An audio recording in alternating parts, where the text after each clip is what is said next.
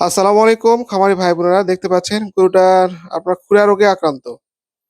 এই গরুটা খুরা রোগে আক্রান্ত হয়েছে আজ থেকে 14 দিন আগে।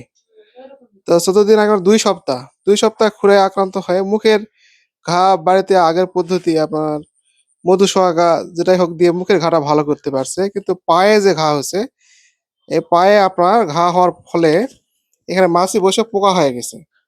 তো এখানে আপনার হলো এই মুরব্বীরা আপনার মনে করছিল যে এমনিতেই ভালো হয়ে যাবে, কিন্তু প্রকৃতপক্ষে ভালো হয়নি।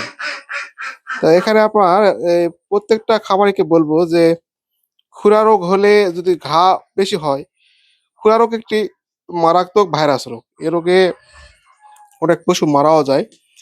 তাই এ রোগে যদি এরকম পায়ে যদি এরকম যদি ঘা হয়, তাহলে পশু চিকিৎসকের পরামর্শে পায়েতে আপনার এভারটিন পোরন অথবা আইভারমেকটিন ড্রপ যদি দেন, তাহলে পোকাগুলা মারা যাবে।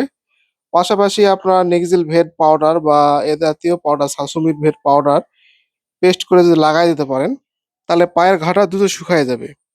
আর ব্যথা এবং ঘা দ্রুত শুকানোর জন্য ডাক্তারের পরামর্শে অ্যান্টিবায়োটিক ব্যবহার করতে পারেন আপনার গরুর অনুযায়ী। তাহলে এই পশুর কষ্ট তো এত থাকবে না, গরুও ভালো থাকবে। সকলকে ধন্যবাদ জানিয়ে এখান থেকে এই ভিডিও শেষ করছি। নতুন নতুন তথ্য পেতে অবশ্যই লাইক, ফলো ও সাবস্ক্রাইব করে সঙ্গে থাকুন। ধন্যবাদ। আসসালামু আলাইকুম।